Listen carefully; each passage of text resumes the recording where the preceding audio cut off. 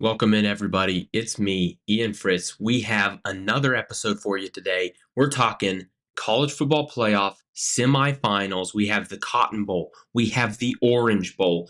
We're going to jump right into it. Thank you for tuning in. If you wouldn't mind, subscribe down below, comment, Ian, great video.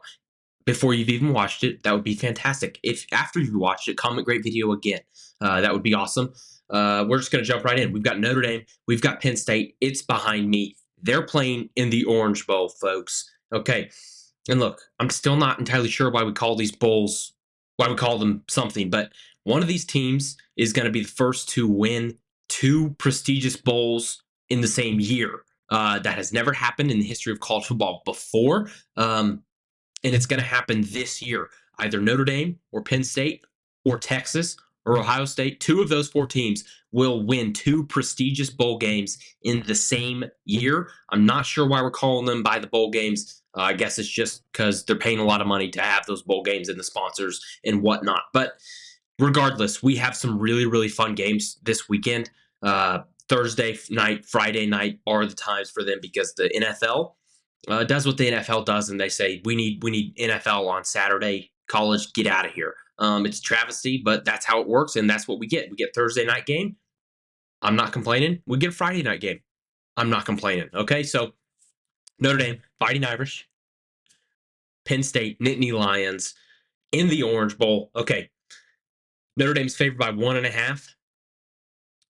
To me, these teams are very similar. Okay, so you've got Notre Dame, incredible defense, secondary, great. Pass rush, they can get after the quarterback. They got good linebackers that can cover everybody, that can run and rally to the football. That's Notre Dame. Penn State, great secondary. They got a pass rush. Abdul Carter, exceptional football player, top 10 pick coming up for them. They got linebackers that can cover, that can run from side to side, that can chase down the football. Defense is relatively similar, both very, very good. Okay. Penn State defense, I would lean on them. I think they're maybe a little better and a little more well equipped because of that pass rush. I trust that pass rush a little more than I do the Notre Dame pass rush. Okay. However, Notre Dame, they showed it against Georgia. They can get after the quarterback when they need to, ladies and gentlemen, and they're gonna get after the quarterback because that'll take me to the offenses here. Both teams, what do they want to do? What do they want to do? They want to run that football, okay? They're not gonna be drop back pass. 45 passes a game. That's not their game. That is not their game. Both of these teams, they're gonna be like this. Oh, handoff, handoff, handoff, handoff, handoff. That's what they're gonna be doing, folks.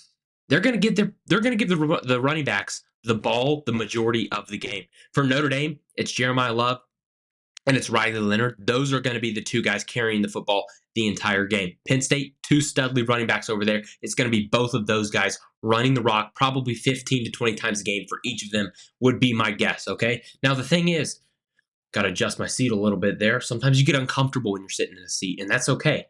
Sometimes you get uncomfortable in life, and that's okay. You know what they say about the uncomfortable. That's when you grow the most. Okay, enough about that. Ladies and gentlemen, this game right here. I have been wrong about Notre Dame all year long, okay? I've picked one Notre Dame game correct all year, okay? Last week, I decided my gut was telling me Notre Dame was going to beat Georgia. My gut was telling me Notre Dame is going to beat Georgia. The gut this week is telling me Notre Dame is going to beat Penn State. The Fighting Irish are going to be playing in the national championship game. They're going to take down Drew Lar. They're going to get it done. And I hate this pick, folks. I hate this pick. I've picked one game right correct all year on Notre Dame. The first 5 weeks, I was going gut, because that's what the gut has won a lot of money for people this year, okay? Except on Notre Dame games. And I've been wrong. So last week I was like, you know what? We'll go the opposite of the gut. And the opposite of the gut was take Georgia. And that was incorrect. So I'm back on the gut this week. Give me Notre Dame -1.5. Now, the reason I have hesitancy here is because Drew Lar is that guy, ladies and gentlemen. I think he is that good. He's coming back next year. I was a Drew Lar hater. Well, I didn't hate him, but I was a Drew Lar what do you call it when you're against somebody? Enemy, maybe? I was an enemy of Drew Lar because I didn't think he could get it done. I didn't think he was that good. I didn't think he was the guy for Penn State. I was thinking start Drew Perbula. okay, or Bo Pabrula, excuse me.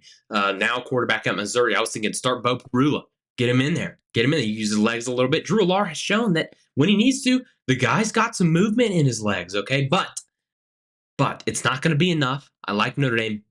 The only hesitancy is I think Drew Allar, he may be able to single-handedly lift Penn State and throw the ball into some tight windows because when he throws the ball, woo, 95% of the time it's where it needs to be.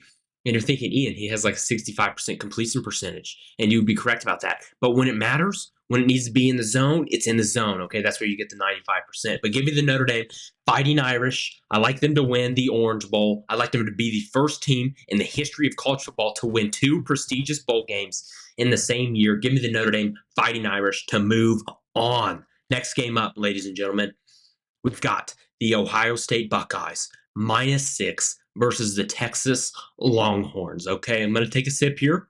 Going to take a sip here. Patented mug, ladies and gentlemen. If you need a mug, let me know. We'll get you one and we'll ship it right over. Okay, comment down below, Ian. I need a mug, and we'll get it to you.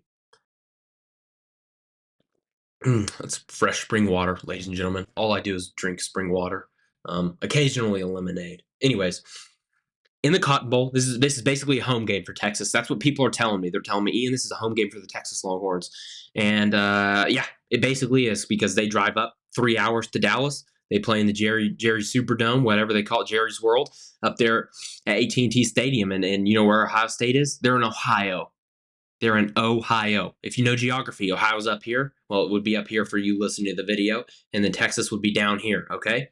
But if I'm looking at a map, it's Ohio up here and it's Texas down here. A lot of travel for these Ohio State fans this playoff season. They just had to go to the Rose Bowl all the way across country. Okay, Texas fans, they just came home. All they got to do is take a little trip up I-35. That's all Texas has to do, and they will be there. I would think the fans in this game probably going to be about 65-70% Texas fans, and then probably 30-25% Ohio State fans. Now, if you look at the Oregon Ohio State game last week, it was probably 70-30, 65-35, something around there for Ohio State fans and Oregon fans. And it didn't matter. It didn't matter that they were outnumbered because they're flat out a better team than Oregon, okay? And quite frankly, ladies and gentlemen, I think all that matters in this game is that one of these teams has Jeremiah Smith and one of these teams does not. One of these teams has Caleb Downs. One of these teams does not. And I know you're thinking, Ian, a wide receiver, you're thinking a wide receiver is going to be the guy that gets Ohio State the win. Yeah, I do think that. I do think that. And he is that good, folks. He's that. Anytime this guy touches the ball, he makes a routine catch look spectacular.